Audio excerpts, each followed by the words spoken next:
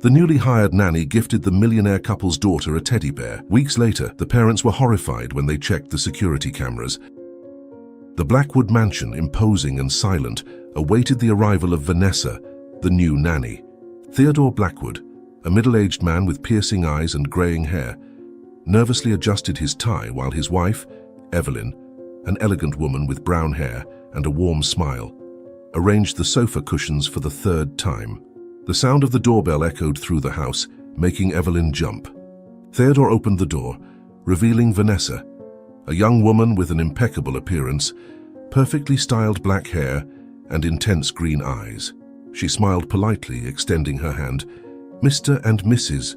Blackwood, it's a pleasure to meet you in person.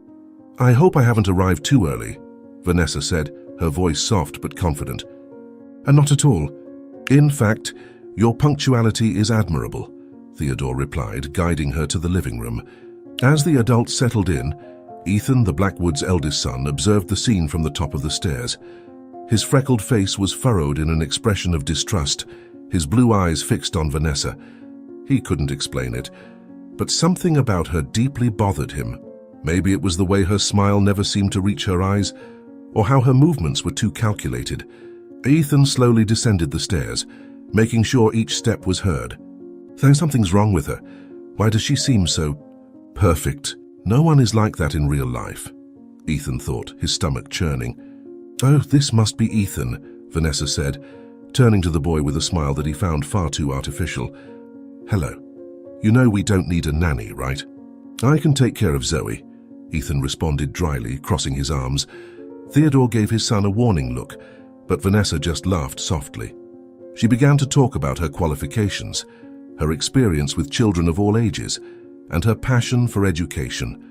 The Blackwoods listened, impressed, while Ethan rolled his eyes, unconvinced. Vanessa spoke eloquently, her words carefully chosen to captivate the parents. How can she have so much experience at such a young age? She doesn't seem much older than a college student, Ethan wondered, frowning. The conversation continued, with Vanessa skillfully answering all of the Blackwoods' questions.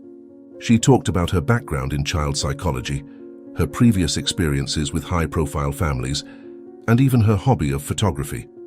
Ethan noticed how his parents seemed increasingly charmed, almost hypnotized by Vanessa's words. He wanted to shout, to tell them that something was wrong, but he knew it would be useless.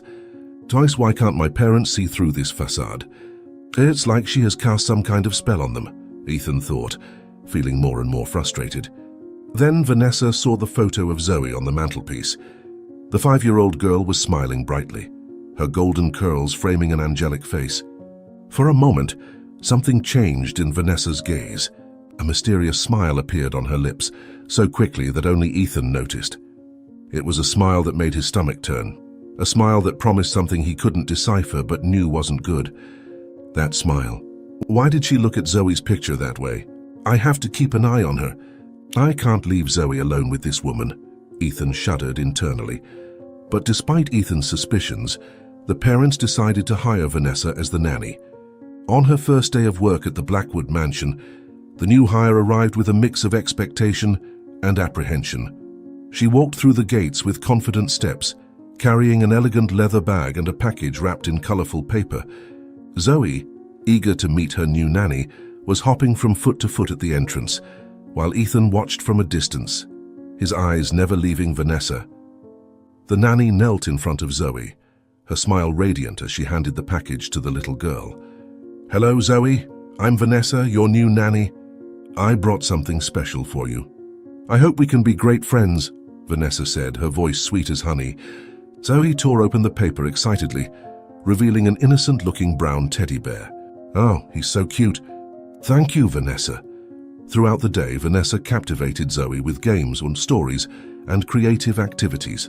The teddy bear was always close by and involved in the play. Ethan tried to intervene, suggesting other toys or activities, but Zoe was completely enchanted with her new nanny and the gift. During lunch, Ethan finally found an opportunity to talk to his parents alone, taking advantage of the moment when Vanessa was helping Zoe wash her hands. "Swan, Dad, don't you think it's strange that she gave Zoe a gift on the first day? Doesn't it seem, I don't know, kind of manipulative?" I think it's too soon to hire her and let her stay in the house next to the mansion. I don't think she's trustworthy to be around us. There's something wrong with her, Ethan whispered, casting nervous glances toward the door. Theodore sighed, placing a hand on his son's shoulder. Ethan, I understand your concern, but Vanessa is just trying to bond with your sister. There's nothing wrong with that. She has great references and qualifications. We have to trust her, my son, so, his father replied. As the afternoon progressed, Ethan's anxiety grew. He watched every move Vanessa made, every smile, every gentle touch on Zoe or the teddy bear. When dinner was over, and it was time for Zoe to go to bed, Ethan made one last desperate attempt to separate his sister from the toy. He entered Zoe's room while Vanessa was tidying up the kitchen, finding his sister hugging the teddy bear. Hey Zoe, how about sleeping with Mr. Fluffy tonight? You don't want your new teddy bear to get jealous, do you? Ethan said, trying to sound casual.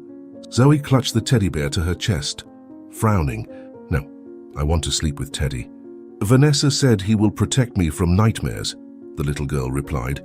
Night fell over the Blackwood mansion, enveloping it in shadows and silence.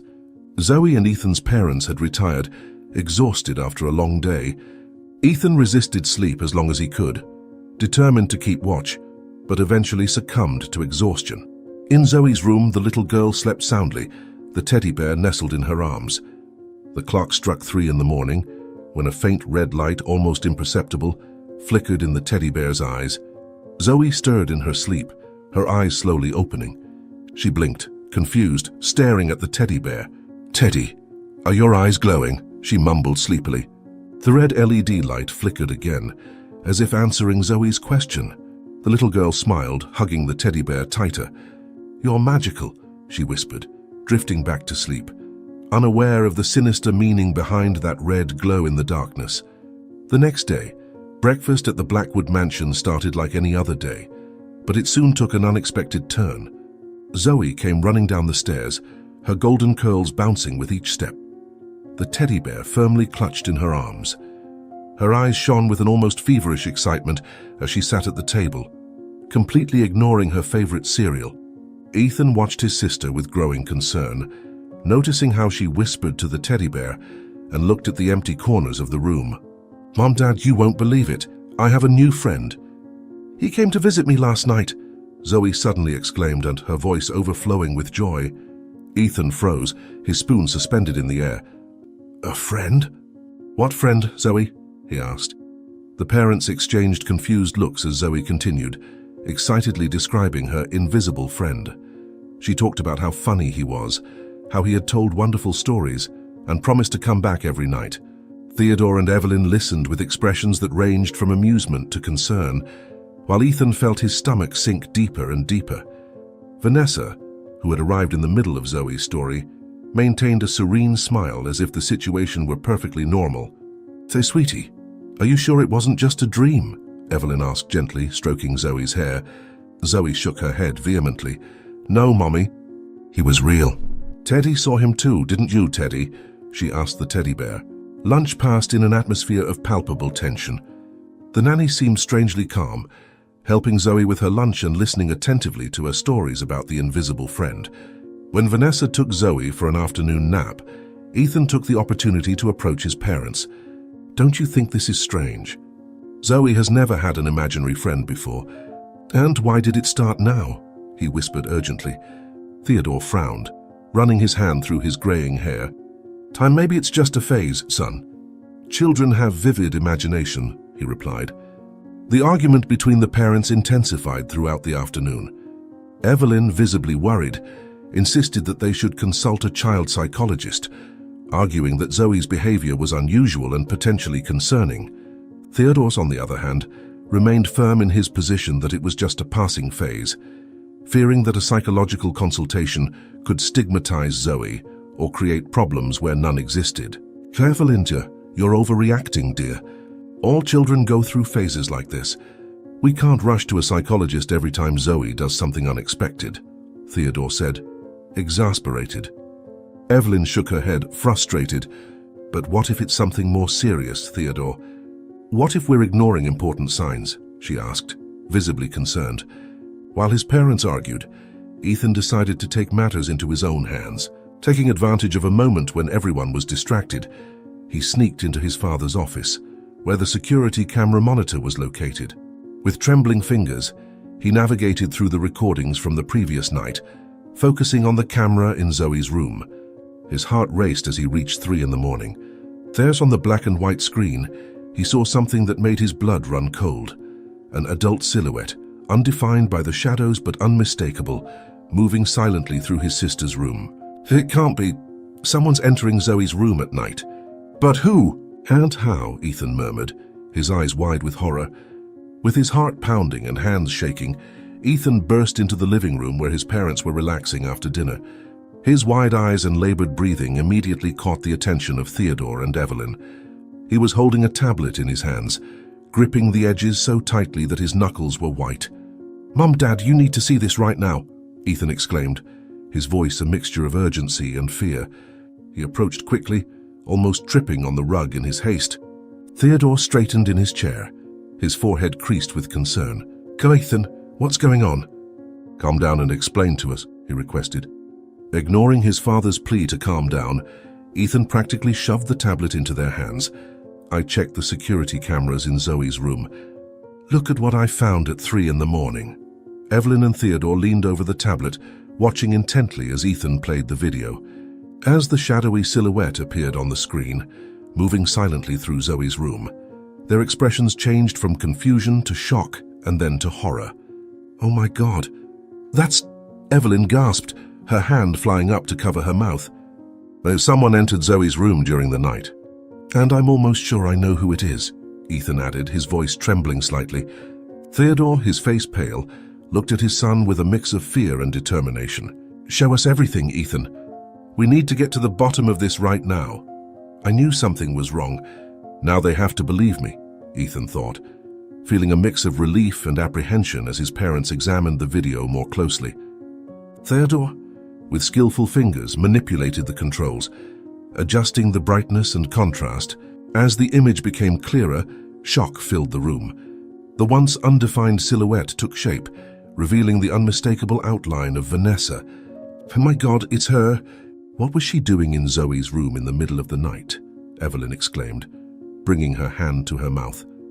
Ethan felt a mix of validation and fear.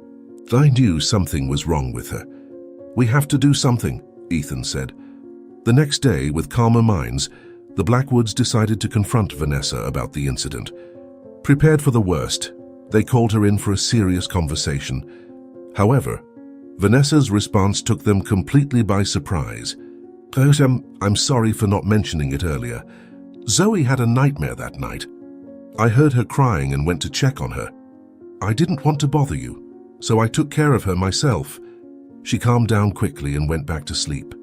"I didn't think it was worth worrying you about it," Vanessa explained, her face a mask of sincere concern. Her explanation was so plausible, her tone so genuine, that the Blackwoods found themselves questioning their own suspicions. Theodore and Evelyn exchanged guilty looks, while Ethan wrestled internally with doubt. We didn't know." "Thank you for taking care of her, Vanessa," Evelyn stammered, feeling embarrassed by her distrust. Theodore added with a forced smile, "Yes, we appreciate your dedication. So next time, please let us know, even if it seems like something small," he said. "Of course," Vanessa replied with an understanding smile. "And I'm sorry if I caused any concern. When Zoe mentioned she had an imaginary friend that day, I assumed it was related to the nightmare she had. Children get scared by things like that," she explained with a smile. While his parents seemed relieved, Ethan couldn't shake the persistent feeling that something was still not right. How does she always have the perfect answer? This can't be a coincidence. She shouldn't be entering Zoe's room in the middle of the night, he thought, watching Vanessa with suspicious eyes. Days later, the Blackwoods hosted a charity dinner. They had been planning the event for months. The mansion was bustling with preparations. Vanessa mingled with the guests, her charm on full display. Ethan watched her from a distance, his eyes never losing sight of her, while his parents continued as usual, smiling and chatting with the guests. "I can't believe they're still trusting Vanessa and living as if nothing happened. Why don't they notice that she's hiding something?" Ethan thought, frustrated. At the height of the party, Elaine, the Blackwoods' trusted cook, found a moment to pull Theodore aside. Her years of loyal service gave her a certain freedom to express concerns. In a low and urgent voice, she began to question Vanessa's references, mentioning inconsistencies she had noticed and expressing her distrust of the newly hired nanny. Mr. Blackwood, I'm sorry to bother you, but there's something about Vanessa that doesn't seem right to me. Did you check all her references? Something tells me she isn't who she says she is. She claimed to have worked at a mansion where I worked in the past, but I never saw her there. Isn't that strange? Elaine questioned, her eyes showing genuine concern. Theodore, still shaken by the recent conversation where he had wrongly doubted the nanny, was determined to maintain his trust in her. Elaine, I appreciate your concern, but we've already checked everything. Please focus on your tasks and leave these matters to us, he replied, more firmly than he intended. As the party continued downstairs, Theodore, restless and disturbed by Elaine's words, decided to set his worries aside and quickly check some documents in his office. Silently climbing the stairs, he approached the slightly open door. The soft sound of papers being handled made him pause. Cautiously, he peeked through the gap, his heart racing at what he saw. Vanessa was there, her back to the door, methodically photographing documents from his desk with a high-resolution camera. Theodore felt the blood freeze in his veins. My God, what is she doing? Who is this woman we let into our home? Frozen in shock, he watched Vanessa continue her work, completely unaware of his presence. Theodore's mind raced, trying to process the betrayal and decide his next move. Recovering from the initial shock, Theodore pushed the door open forcefully, making it slam against the wall. Vanessa spun around abruptly, the camera still in her hands, her eyes wide with surprise. For a moment, silence hung in the air, heavy and tense, broken only by the distant sound of the party downstairs. What the hell do you think you're doing? Theodore exploded, his voice trembling with contained rage. He moved towards the desk, his fists clenched at his sides. Theodore and Evelyn discussed quietly in the corner of the kitchen, while Ethan played distractedly with his food, his eyes never leaving Zoe and Vanessa. Vanessa, quickly recovering, forced a nervous smile. Mr. Blackwood, I can explain. I was just organizing some files. I thought it would be more efficient, she said nervously. Organizing? This is espionage, Vanessa. Who are you really? Why are you photographing my documents? Theodore interrupted, grabbing the camera from her hands. He quickly checked the recent photos, his face paling as he saw clear images of his family's confidential documents. He immediately began deleting all the images. Vanessa took a step back, her back pressed against the bookshelf. Mr. Blackwood, please, it's a misunderstanding. I just wanted to be efficient, to create a digital system for... She tried to say, but Theodore cut her off again, his voice now a low growl. Enough with the lies, get out of here right now. You're fired. Tomorrow morning I want you and your things out of this house, he said.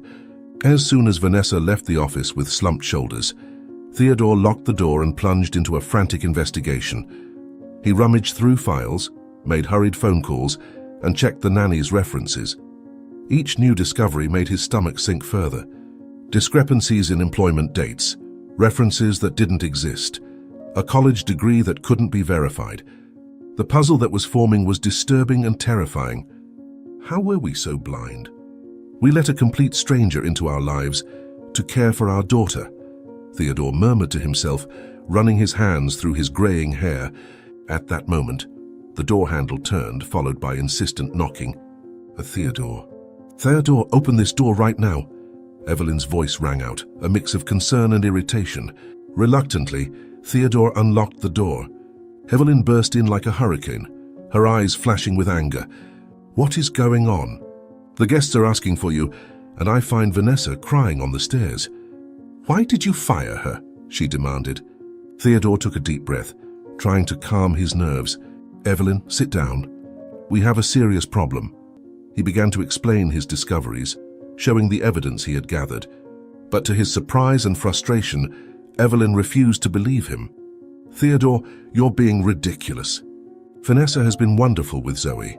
How can you accuse her based on assumptions? She might have been telling the truth, Maybe she really was trying to digitize files, she retorted, her tone hesitant. "Oh, these aren't assumptions, Aunt Evelyn. They're facts. Look at these inconsistencies." "Something is very wrong here," Theodore exclaimed, slamming his fist on the desk. The argument quickly escalated, their voices rising with each second. Accusations and counter-accusations flew across the room, years of unresolved tension coming to the surface. "You've always been paranoid, Theodore. Always seeing enemies where there are none," Evelyn shouted, tears of frustration in her eyes.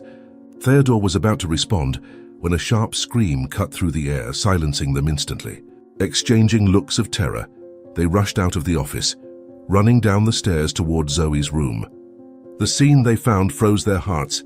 Elaine was lying on the floor, a trickle of blood running down her forehead. The room was in chaos, drawers open, toys scattered everywhere.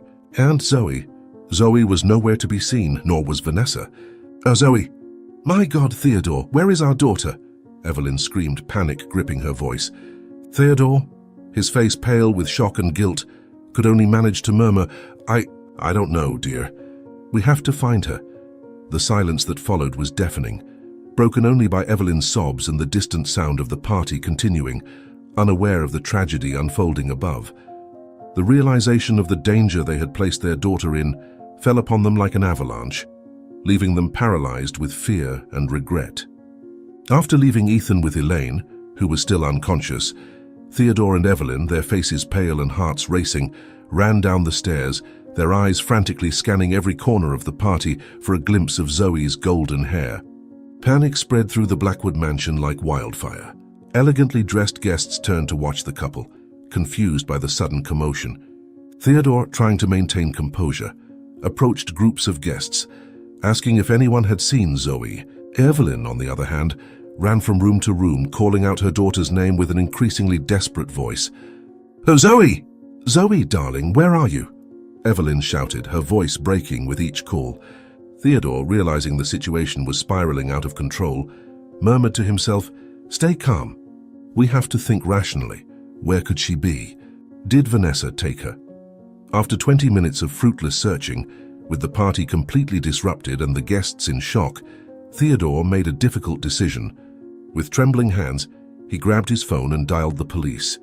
As he explained the situation to the operator, his voice wavered between anger and despair. Evelyn, beside him, sobbed uncontrollably, clutching her husband's arm as if it were her last anchor to reality. "Claire, please, come quickly. My daughter, she's missing.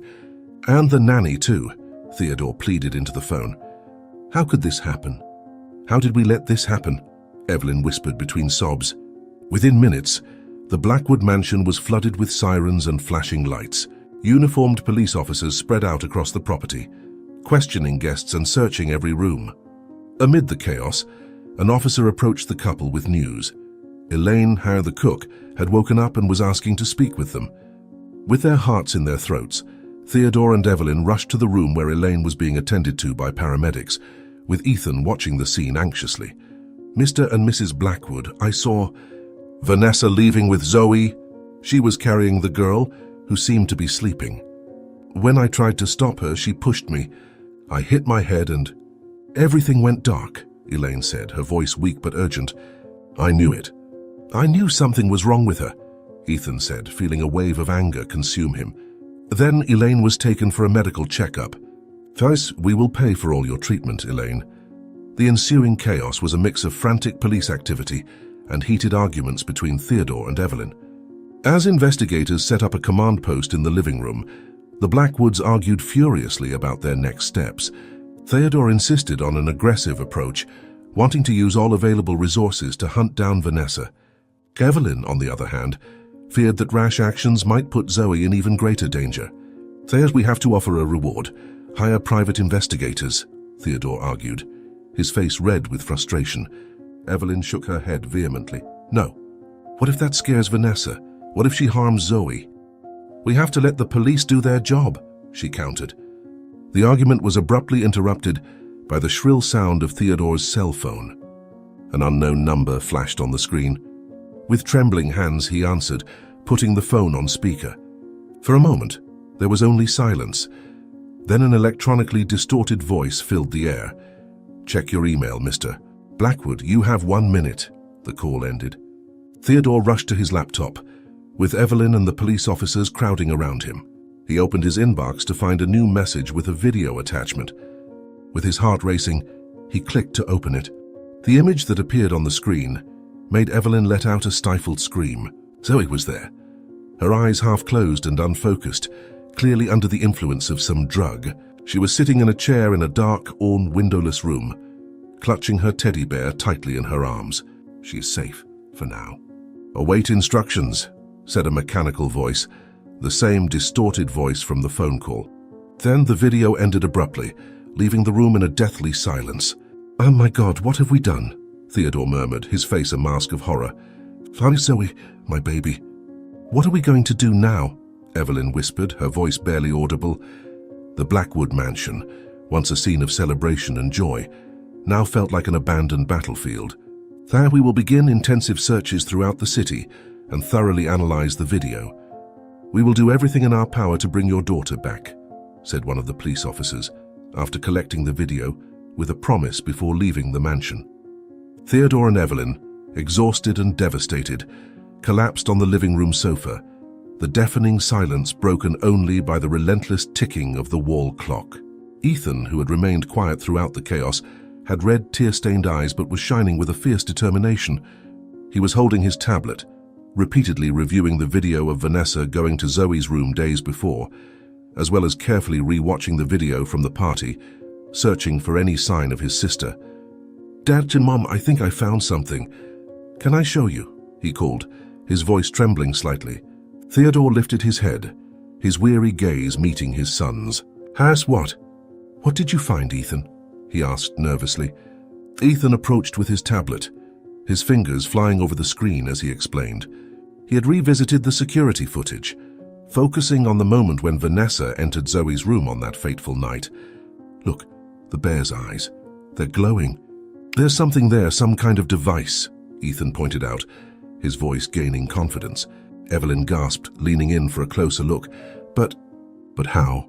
Why, she wondered, more to herself than to the others. Ethan continued, his words coming quickly, driven by the adrenaline of the discovery. He explained that the bear, given by Vanessa, likely contained some sort of tracking or communication device. More importantly, this device had been connected to the house's internet network. "I think I can hack it. The device probably left some trace on our network. If I can access the device, maybe we can track Zoe," Ethan said, his eyes shining with a mix of fear and excitement. Theodore stood up abruptly, running his hands through his hair in frustration. "Hack, Ethan, that's illegal. We have to give this information to the police immediately. We're not that kind of people. We do what's right," he said. A heated debate erupted in the room. Evelyn, desperate for any chance to find Zoe, supported Ethan's idea.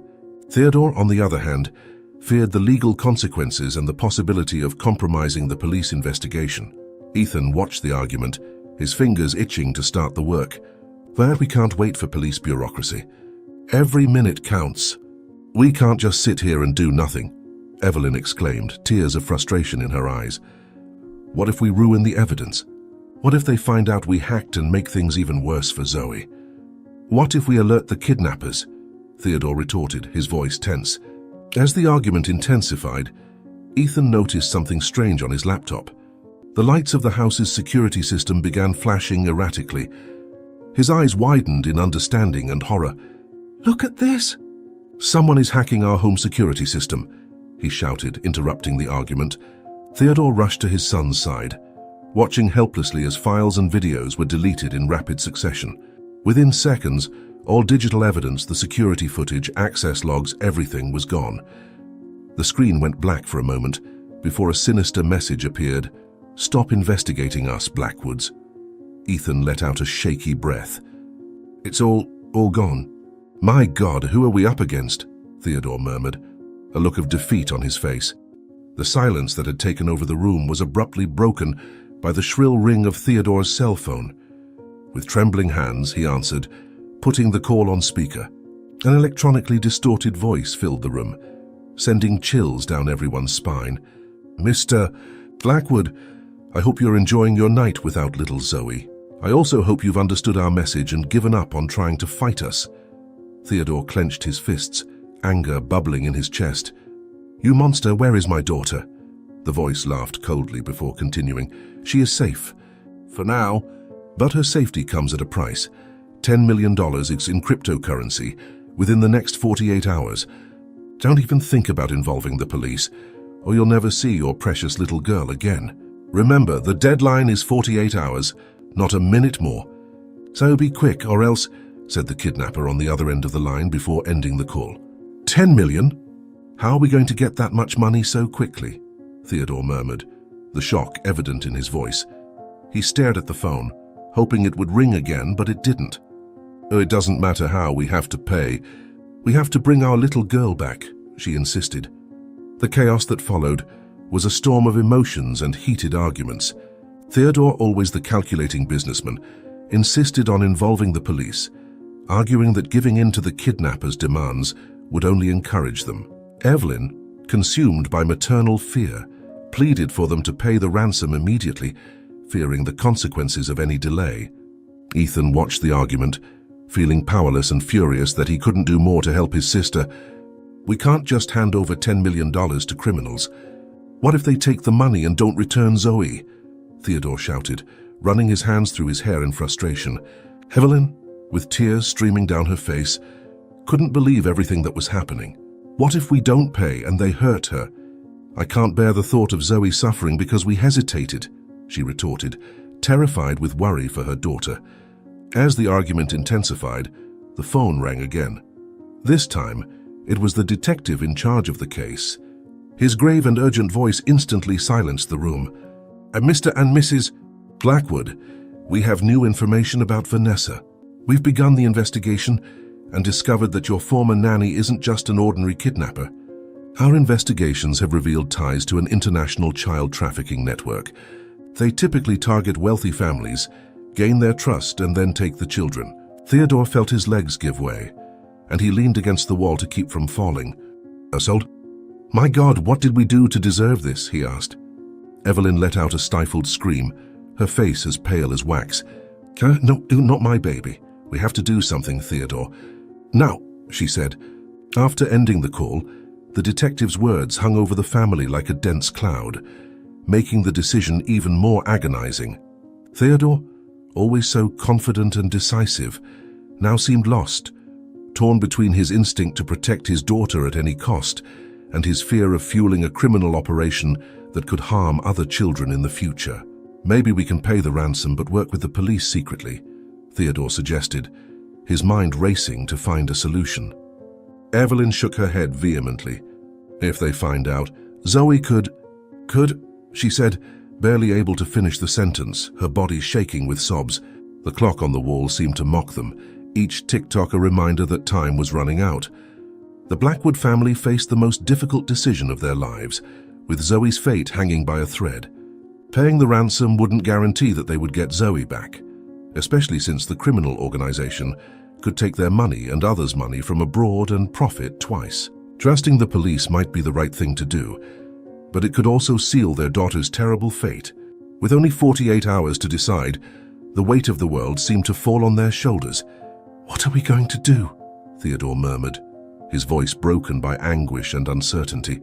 In the silence that followed, Zoe's future and the Blackwood family's remained terrifyingly uncertain.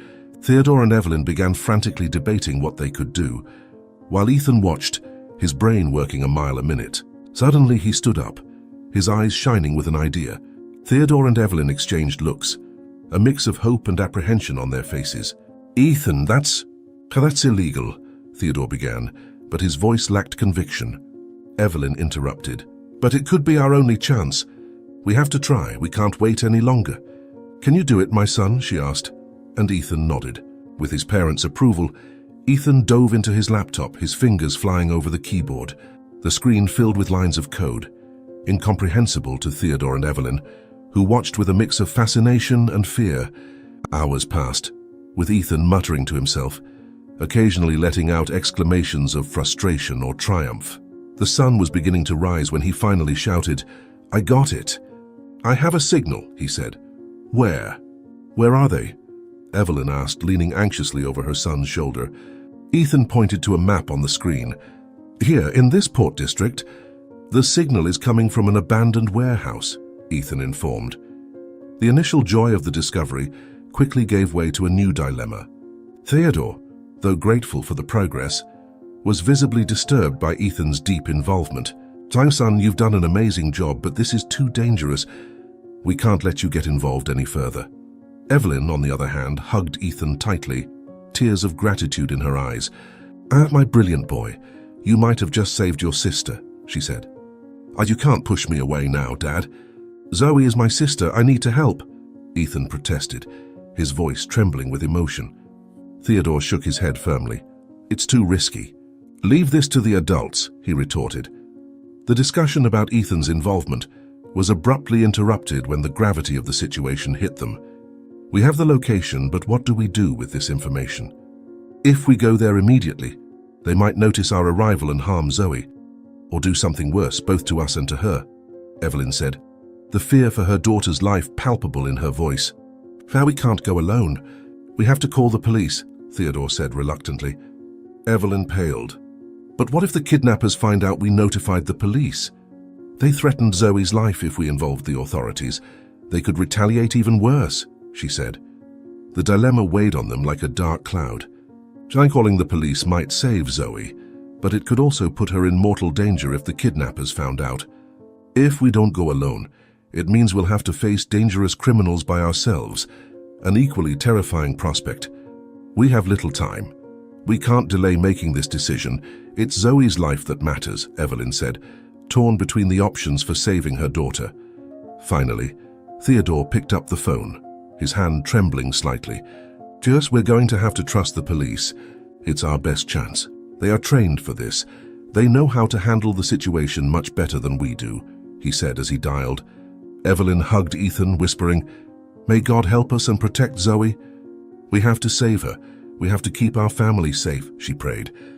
With their hearts in their throats, the Blackwood family awaited the arrival of the authorities, knowing that their next actions could determine Zoe's fate. The tension was palpable, the fear of the unknown hanging over them like an unrelenting shadow. All they could do now was wait and pray that their decision wouldn't have catastrophic consequences. Minutes later, the Blackwoods were in the back seat of one of the police vehicles. The port was shrouded in a dense fog as the convoy of police cars arrived silently, with their headlights off. Evelyn and Theodore watched the officers' actions with their hearts in their throats as they positioned themselves around the abandoned warehouse. Theodore squeezed Evelyn's hand so tightly that his fingers were white, while Ethan leaned forward, his wide eyes fixed on the ominous structure ahead. We have to go in there. Our daughter is in there, Theodore whispered, his voice trembling with anxiety. The detective at the wheel shook his head firmly. It's too dangerous, Mr. Blackwood. Leave this to us, he replied. A heated debate erupted between the officers and the Blackwood family. Theodore insisted on participating in the operation, arguing that he knew Zoe's voice and could help identify her quickly. Evelyn, torn between the desire to find her daughter and the fear of danger, pleaded for caution. Ethan, silent until then, suddenly spoke up. What if we used drones?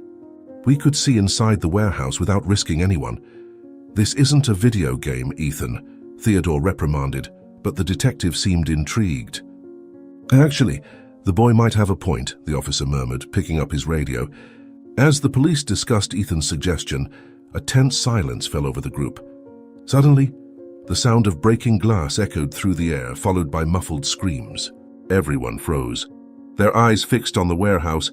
Then, the unmistakable crack of gunfire pierced the night, followed by terrified screams of children.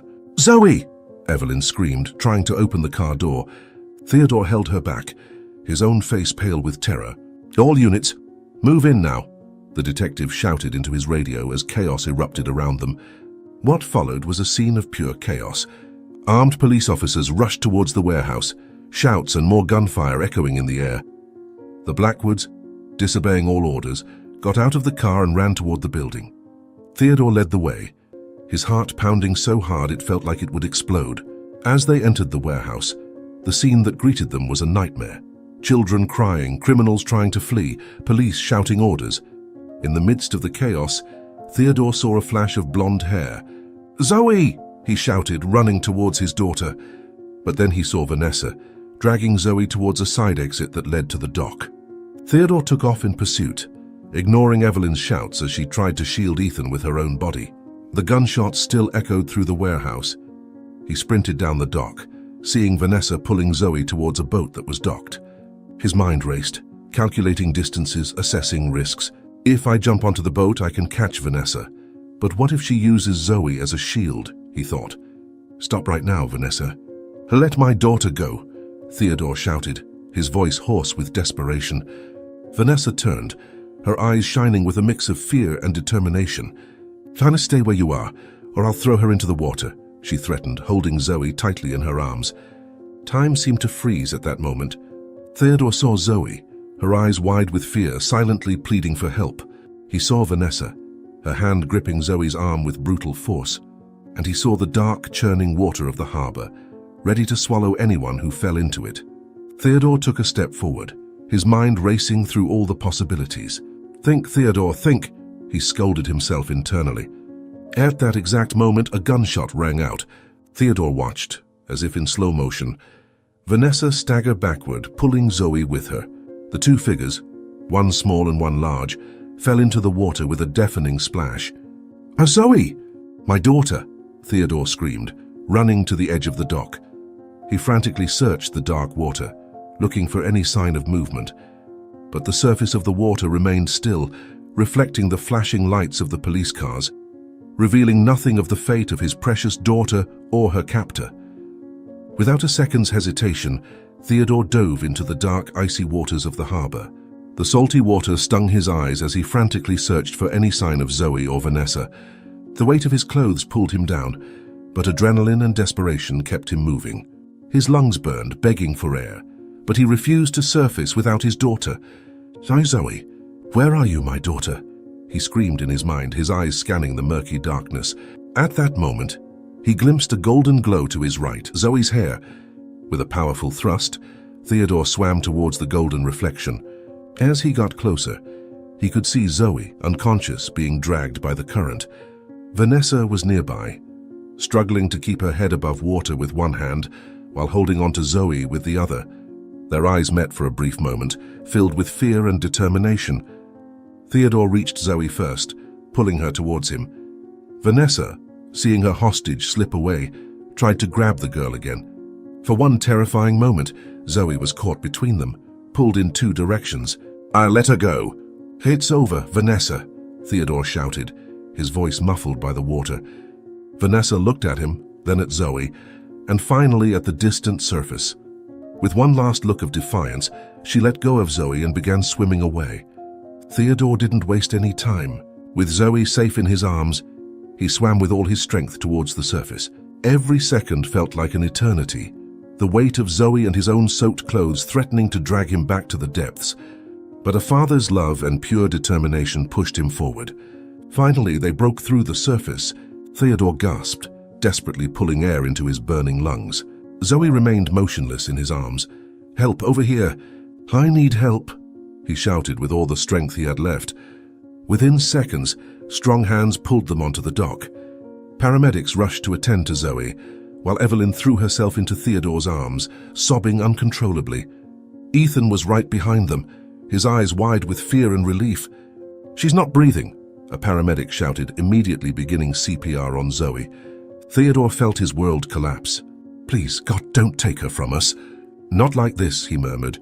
Seconds dragged on like hours as the paramedic worked tirelessly. The Blackwood family watched in terrified silence, their hopes hanging by a thread. Suddenly, Zoe coughed, expelling water from her lungs. Her eyes slowly opened, confused and scared. Daddy? Mommy, Ethan? She whispered, her voice hoarse. Theodore wrapped her in his arms, tears of relief streaming down his face. I'm here, my love. We're all here. You're safe now, he said, visibly shaken. As the family gathered in an emotional embrace, police officers scoured the area for Vanessa. But she had disappeared into the night, leaving behind only unanswered questions and the echo of her crime. Is it over? Is it really over?